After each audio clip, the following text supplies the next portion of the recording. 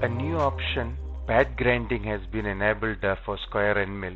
So this is to thicken the or strengthen the cutting edge. So if you go to the Enphase Gash, in details you have the pad grinding on or off. So if you turn it on, and in the basic page you can enter the width of the pad. So what it does is it creates a small chamfer like at the on the cutting edge at the end of the tool.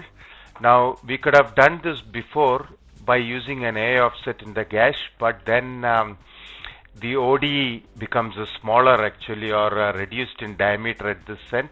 So what we have done now is there's an A offset showing you how much exactly it is, and this can be linked to OD finish, so you maintain the same diameter. So in advanced page you can link it to Enphase Gash, and you can see here clearly now the OD will actually follow the pad. So you can see the OD or the diameter is actually maintained.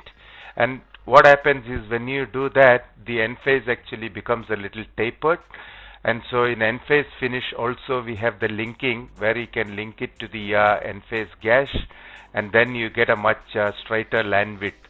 So this option is available for square end mills in RM35.2.